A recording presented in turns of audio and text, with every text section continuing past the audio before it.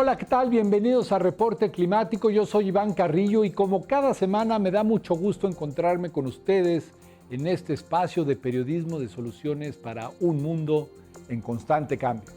Hablamos aquí sobre las causas de la alteración del clima y también sus consecuencias, incluso para actividades tan cotidianas como preparar el café de la mañana. En esta ocasión veremos de qué manera el calor creciente amenaza la producción de dicha bebida en diversas partes del planeta y cuáles son las alternativas para no tener que renunciar a ella.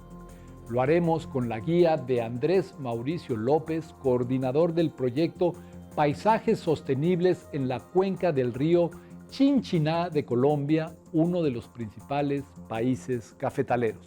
Acompáñenme a conocerlo luego del siguiente recorrido por lo más relevante de las noticias climáticas.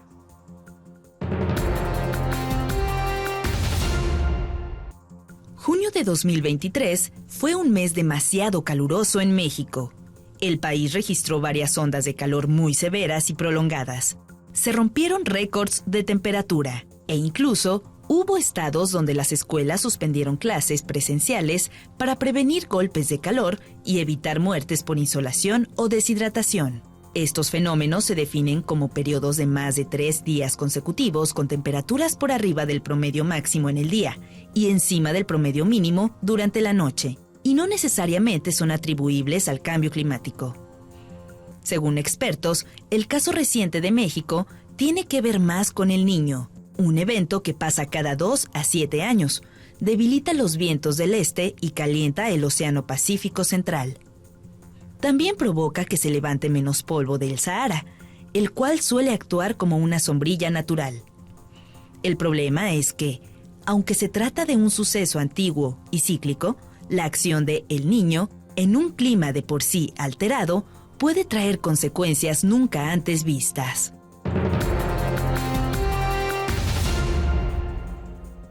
La humanidad se enfrenta a retos técnicos sin precedentes para sobrevivir.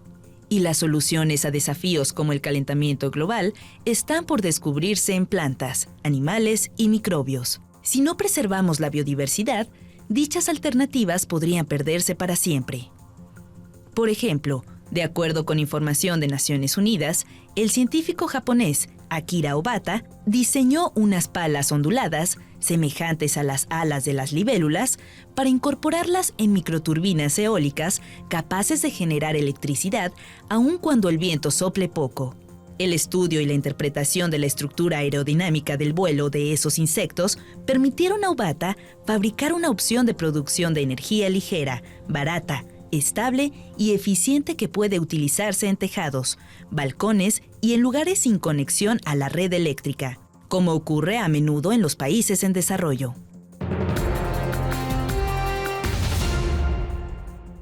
...16 niños y jóvenes que van de los 5 a los 22 años de edad encabezan una demanda histórica contra el gobierno de Montana, en Estados Unidos.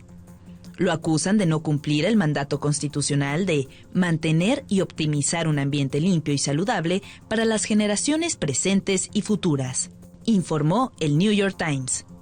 Además, dicen que la propensión de Montana a los combustibles fósiles está provocando la destrucción de los entornos vírgenes, alterando las tradiciones culturales y arrebatándoles a los habitantes jóvenes un porvenir saludable.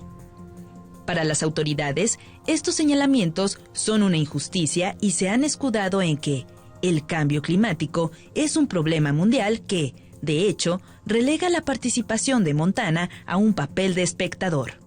El caso ha dado pie a un juicio en donde los demandantes pedirán que el apoyo a los combustibles fósiles sea declarado inconstitucional en el estado. Un estudio pionero publicado en 2021 descubrió que, entre 1961 y 2020, la productividad agrícola mundial disminuyó 20.8% como consecuencia del cambio climático. El efecto fue más marcado en las regiones cálidas como África y América Latina y el Caribe, donde una de las víctimas resulta ser el café. Veamos cómo se entrelaza tu taza de esta bebida en la mañana con la biodiversidad y la alteración del clima. Se estima que a nivel mundial 1.000 millones de personas son bebedoras de café y que el consumo asciende a 2.000 millones de tazas diarias. Pero esto podría cambiar como resultado del calentamiento global. Todos estos variaciones que se presentan en el clima y que la gente pues percibe cada vez más, están teniendo y puedan tener a largo plazo un impacto en la producción, ¿no es cierto? Entonces, pues juega un papel importante ahorita, pues lo vemos año a año en el mercado, en cómo la producción, por ejemplo, en Brasil baja y eso de cierta forma a los productores colombianos los beneficia, o lo contrario pasa al año siguiente, aquí de pronto la producción se ve afectada por estas alteraciones climáticas, entonces eso tiene un impacto económico, ¿no es cierto?, que lo perciben los caficultores. La industria del café en América Latina emplea a 14 millones de personas cuyo sustento enfrenta cada vez más peligros. Lo que uno nota y lo que ellos le dicen a uno es que ya no tienen tanto control como sienten que lo tenían antes, ¿no es cierto?, que esperaban unos periodos de invierno, digamos, en un periodo mucho más concreto, con unas precipitaciones mucho más predecibles, lo mismo el verano. Ahora ellos sienten que eso es mucho más impredecible, mucho más difícil de manejar y que muchas veces tiene impactos en su producción, ya sea porque se disparan ciertas plagas como la roya o la broca, o simplemente porque algún fenómeno puntual pues disminuye su producción. Entonces en ese sentido pues puede afectar la sostenibilidad económica, pues productiva y económica de ellos a largo plazo. Entonces pues para muchos puede implicar dejar de producir café. En nuestra región este asunto es preocupante, pues aquí se ubican 5 de los 10 mayores productores de café. Nos referimos a Brasil, Colombia, Honduras, Perú y México. Bueno, el café en Colombia tiene una importancia muy grande, la ha tenido históricamente, en algunos momentos pues ha sido responsable prácticamente de jalonar la economía del país.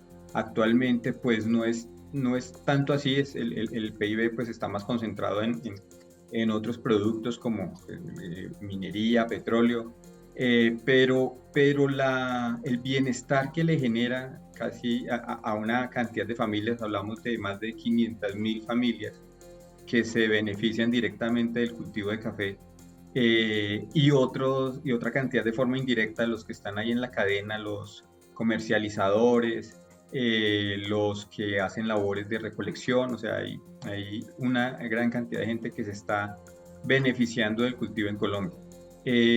Puede que el PIB ahora no sea tanto el aporte del café, pero sí genera, digamos, una forma de sobrevivencia a estas familias, ¿no es cierto? Puede que muchos de ellos no se estén enriqueciendo, pero están pudiendo sobrevivir, y muchos incluso tienen producciones más exitosas, y están pudiendo vivir gracias a este cultivo. Entonces sí hay una dependencia muy grande. Y el impacto del grano supera el ámbito económico. Veamos por qué. Alrededor del café se ha tejido una cultura y también se ha tejido, digamos, el tejido social mucho se ha desarrollado alrededor del café. Entonces tenemos cosas como, pues primero grande, la Federación Nacional de Cafeteros, tenemos cooperativas, tenemos asociaciones. Entonces alrededor de la producción cafetera, digamos que se han generado una serie de cadenas comunitarias que han ido más allá de lo económico, y por ejemplo que esas comunidades organizadas o la federación o las cooperativas mejoren o den bienestar a esas comunidades, ya sea a través de infraestructura, escuelas, centros de salud, y como te digo, en el fondo la cultura, ¿no? Hay una cultura que se ha generado alrededor del café. Entonces sí, es uno de los ejes de bienestar en el país. En este contexto, el enfoque de la producción sustentable de café ha tomado fuerza. es algo complejo, digamos un poco más complejo de lo que a veces se ve, ¿no es cierto? Que a veces se simplifica un poco y se lleva simplemente a la idea del café con sombrío. Entonces, que un café con sombrío es un café sostenible y paramos ahí un poco y ahí nos detenemos en la idea. Creo que va más allá, que tenemos que primero tener en cuenta todas las fases de producción del café, y en todas esas fases de producción, pues el tema de la siembra y toda la planeación de ese paisaje, pues es un paso. Y ahí hay muchas alternativas. Creo que más allá del sombrío y dependiendo de las condiciones ambientales y de la oferta natural de las regiones, que aquí en Colombia es muy diversa, hay muchas alternativas donde la gente puede ayudar a la conservación y a la sostenibilidad, y una es el sombrío y hay otra, hay como una gama de opciones, de herramientas de manejo del paisaje, las llamamos nosotros, o de arreglos donde pueden incorporar árboles nativos a sus fincas, sin que necesariamente sea dentro del lote de café. Pero la idea de la sustentabilidad del café no termina ahí, sino que se extiende más allá de la cosecha. También después de la cosecha viene una parte muy importante que es lo que aquí llamamos el beneficio o procesos post cosecha, y es cómo ese café lo voy a pelar, a lavar, y qué voy a hacer con todos esos subproductos que generan una altísima contaminación. Entonces, ahí hay una serie de tecnologías ya desarrolladas, y cómo veo para mi finca cuáles de esas tecnologías puedo incorporar, porque no siempre la solución es la misma, pero cuáles son las más apropiadas para mi finca, y que las incorpore y que las use bien. Y finalmente, pues creo que como ya un poco más allá de la finca, como para darle sostenibilidad a esa finca que está haciendo ese esfuerzo, cómo logro vender ese café con un precio un poco más alto para poder, digamos, compensar todos esos esfuerzos que estoy haciendo.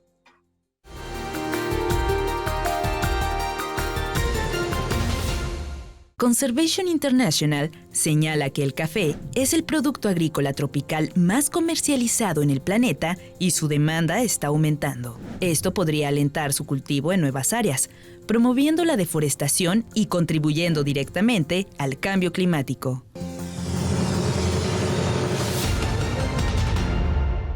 La producción sostenible de café se ha respaldado en la tecnología, especialmente en lo que respecta a la fase de procesamiento.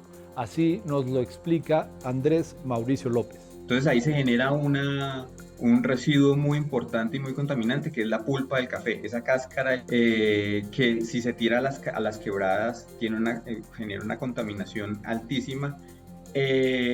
Simplemente con un diseño de un procesador de pulpa, que es un lugar especialmente diseñado para que esa pulpa se descomponga, con un control de los lixiviados, que no vayan al suelo, sino que se reutilicen hasta que hagan parte de un compost que queda allí, y un diseño muy sencillo, pero muy bien pensado, pues allí se logra que toda esa pulpa se convierta en abono nuevamente para añadir a los cultivos, un abono muy rico y de materia orgánica.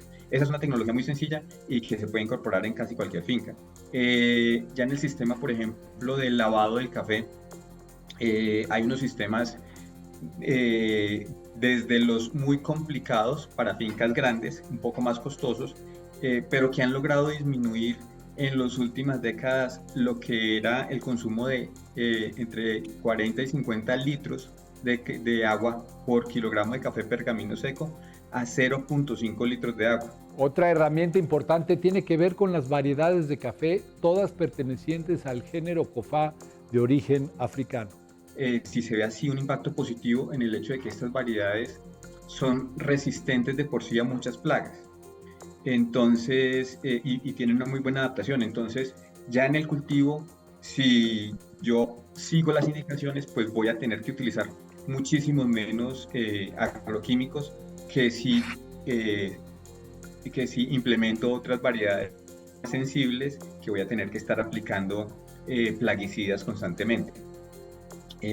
Bueno, esos son tres y hay, bueno, hay una muy reciente que está aplicándose aquí y es que en esas aguas que decíamos que están en el Tanquetina o en el Becolsub, que salen de allí, necesitan un tratamiento.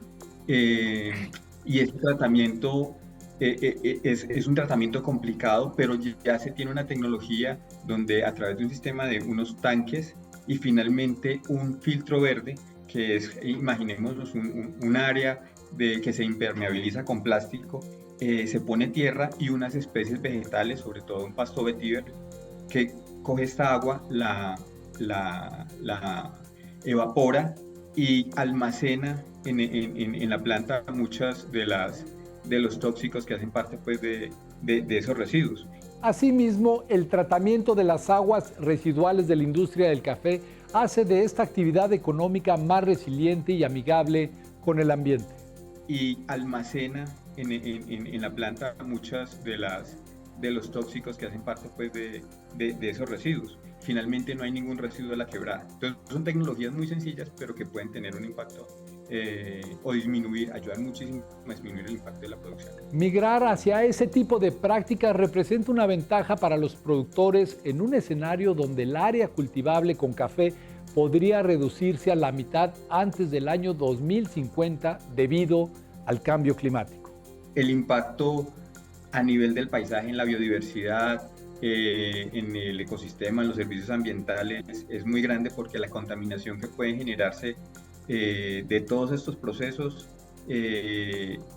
realmente es bastante impactante y obviamente entre más grande la finca, pues más grande va a ser este impacto versus un productor que ha analizado y ha migrado a estas tecnologías o a esta forma de ver un poco la producción que puede reducir muchísimo el impacto e incluso puede convertirse en una finca que puede ser refugio para la biodiversidad, que puede estar ayudando a generar agua, oxígeno, en fin, puede ser, el cambio después es muy radical. Y los beneficios como productor, pues en primer lugar está que muchas de estas tecnologías, además de estar ligadas a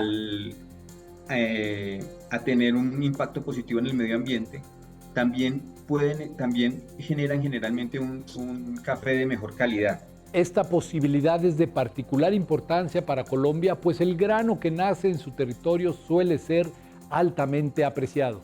Estas prácticas, por ejemplo, de ese lavado, ya sea con el Becolsub o el Tanquetina, generalmente hacen parte de las buenas prácticas para obtener un café de mejor calidad. Lo mismo, todo un manejo correcto en la parte de siembra, en el lote. Estas variedades también mejoradas también vienen seleccionadas por muy buena calidad. Entonces, al final, si hace muy bien todo el proceso, puede obtener un café de mejor calidad.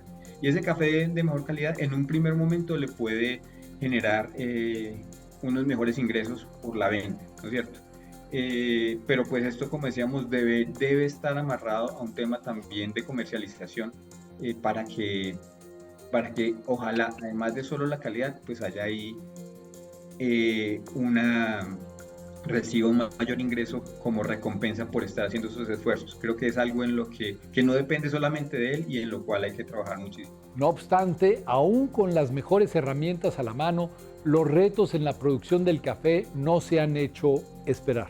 Bueno, un primer reto creo yo que es el de trabajar y vencer las barreras, digamos, culturales y tradicionales, ¿no es cierto? El hecho de que la gente está acostumbrada a ciertas prácticas y lograr que incorporen nuevas formas de producción, pues es un reto importante y ahí hay que trabajar mucho en el tema de educación, en el tema de sensibilización. Creo que ese es un reto y el otro va a la otra parte de la cadena y es cómo lograr que esa producción sostenible sea valorada por los consumidores, que vean el esfuerzo que hacen muchos de estos caficultores Y en el medio un poco está el tema de cómo vemos esas otras formas de producción que están ayudando a la conservación, que digamos rompamos el esquema de que solamente el que tiene un cafetal con sombrío está aportando a la conservación, y eso pues no siempre es así, porque hay otros ejemplos de producciones cafeteras que pueden no tener un árbol en el medio del lote y que sin embargo están teniendo impactos importantes en la conservación. En Colombia, por ejemplo, existen casos que Andrés Mauricio López ha estudiado y que rompen con varios paradigmas. Conozco ejemplos aquí en Colombia de zonas donde por brillo solar muy bajo no pueden tener este sombrío porque los impacta mucho, y sin embargo tienen fragmentos de bosque muy grandes en los alrededores que los mismos caficultores de forma cooperativa han estado protegiendo y han estado comprando incluso detrás de la conservación del agua, por ejemplo, pero que ahí encuentra uno, en estudio que hemos hecho, cantidad de especies amenazadas, se convierten en el refugio, muchas veces con mucho mayor valor para la biodiversidad que otras zonas donde hay cafetales con sombra, pero no hay áreas de bosque. Entonces no podemos decir que un paisaje que esté conservando más cuando hemos medido que el otro realmente lo puede estar haciendo más. Entonces hay muchas formas de hacerlo. Estas experiencias constituyen una lección de que adaptarnos al cambio climático al mismo tiempo que cultivamos café y conservamos la biodiversidad es posible. Estas formas de producción cafetera pueden tener un impacto muy positivo en la biodiversidad. Es algo a lo que me he dedicado más durante el tiempo que he trabajado. De hecho, ha sido la pregunta que he tenido, y es cómo en esta zona, que es la zona andina colombiana, que tiene una altísima riqueza biológica, se puede hacer compatible la producción cafetera con esa conservación de la biodiversidad. Y hemos encontrado que en muchas regiones esto, a través de diversas formas y fórmulas, se ha conseguido. Entonces lo que no podemos es, digamos, casarnos con una sola receta, porque depende mucho de las condiciones particulares que hay en cada región. Y aunque las muestras concretas no abundan, por fortuna tampoco son escasas. Entonces encontramos, por ejemplo, el Atlapetes oliváceo, por mencionar algo, en una zona particular del Huila, donde está siendo conservado a través de fragmentos de bosque que asociaciones de caficultores están conservando. Y esto por poner un ejemplo. Estamos hablando de que también muchas especies migratorias de Norteamérica llegan particularmente a la zona andina colombiana. Estamos hablando incluso de zonas como en los Santanderes, donde terminan parques nacionales como el Parque Nacional Serranía de los Yariguís, y ahí hay poblaciones de oso de anteojos, y ese oso de anteojos, después, donde termina el parque, está utilizando fragmentos de bosque en ese paisaje que ya es zona cafetera, que los mismos cafeteros de esa región lo ven, lo reportan, y se ha vuelto un emblema para su conservación. Andrés Mauricio López se mantiene optimista y, pese a la crisis del clima, considera que el café todavía tiene mucha vida por delante. O sea, en pensar que sí hay una forma de hacerlo, que está, digamos, las opciones, desde la tecnología, desde la tecnología actual y que se está desarrollando en unos casos, y en otros a volver a prácticas ancestrales, donde también hay mucho conocimiento que recuperar, y que a través de esa evaluación de todo lo que se puede hacer en cada región se puede lograr. Y pues ahí depende mucho de, como digo, de cuánto nos preocupemos o se preocupen los productores de café, y cuánto se preocupen los consumidores también por el origen y qué ha pasado con ese producto que se está tomando, que se preocupe tanto por su calidad como por todo lo que ocurre, porque el café creo que tiene algo muy bonito, y es que cuando uno se toma una taza de café, muchas veces se pregunta o tiene un vínculo ahí como con esa tierra que lo generó, y con todas las prácticas y con toda la gente que estuvo ahí alrededor de poder llegar a esa taza de café. Esto fue Reporte Climático. Yo soy Iván Carrillo. Les agradezco mucho haberme acompañado hasta el final y los espero la próxima semana con más periodismo de soluciones para un mundo en constante cambio.